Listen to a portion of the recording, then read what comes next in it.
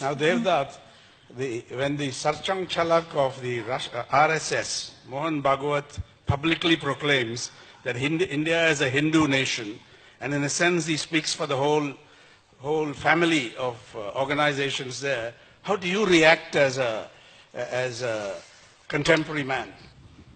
Well, he's entitled to his views. Yeah.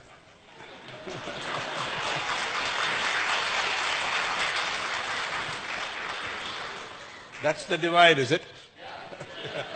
No, and see, people are entitled to their views. I think in any fair society, people can say, even if you tell me something most absurd and ridiculous, Is this absurd? I'm going to pin you down on this.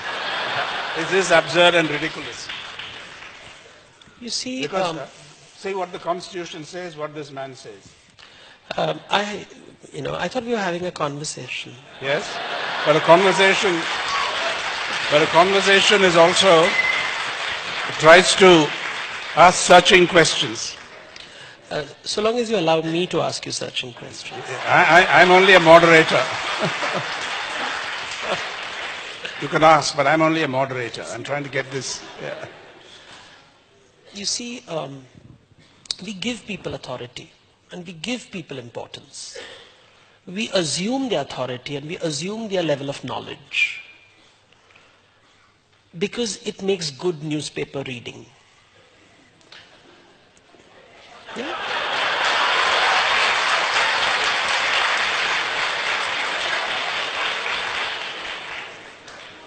So I don't have to put it on the front page. I can put it as a footnote.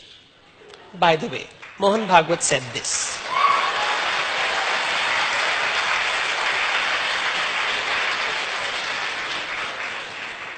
But that doesn't sell newspapers. Controversy. So you're blaming the messenger rather than the message, the vicious character of this message. I'm blaming the hierarchy in the way in which the messaging is presented.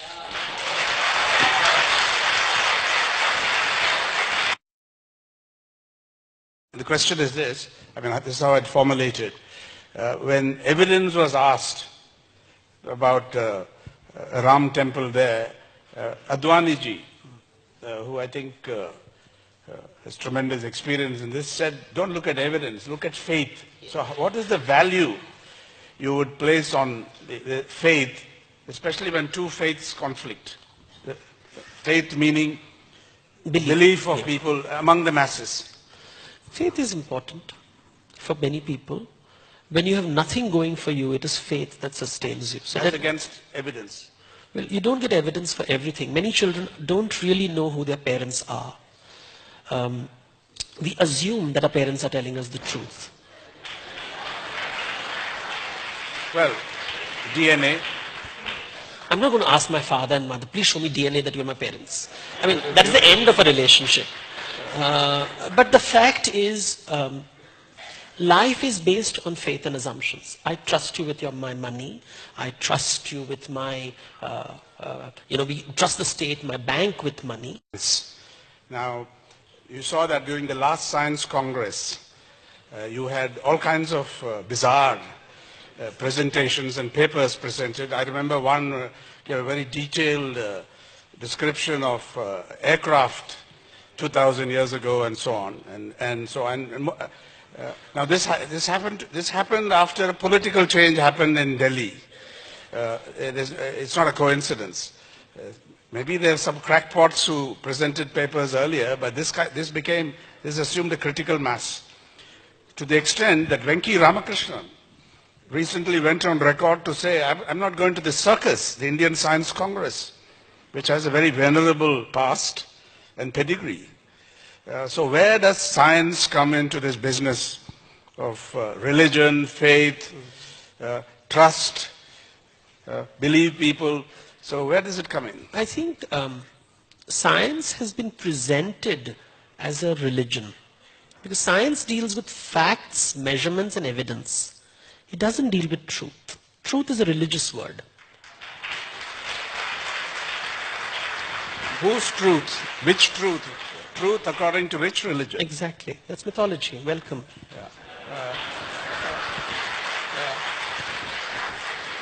The thing is, when something cannot, it's like I've been asked repeatedly, did planes exist? I said, listen, show me the evidence, show me the measurement, and then it's true. I'm not dismissing it. Maybe it is a possibility. Is it? If I dismiss it, I will create violence. That is respect. Somebody wants to believe in something fabulous and fantastic. Allow him. There is fantasy is nobody's truth. Fact is everybody's truth. But between these two extremes, there is myth, which is somebody's truth. It's my truth. And when you are dismissive of it, I get angry.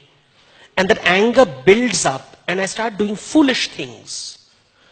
It would be just prudent and good management to just allow people to have certain beliefs that if somebody wants to believe in God and I don't, if I can respect him, that it is his belief, it makes his life happy. Now replace the word God with Vimanas. He believes that it makes him happy. How is it hurting me? Nobody objects to it. If you know how to I think we have now decided to sensationalize the world, and you know a lot about sensationalization.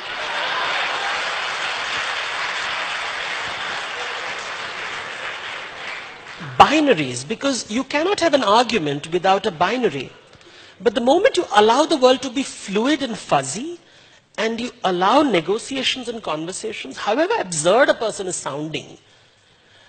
You're a very patient man.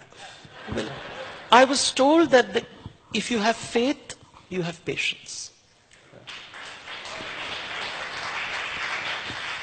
And I think a country like ours, when nothing works, most of the times, and you have to deal with delayed flights, delayed trains, no water in your tap, potholes, you have to be patient.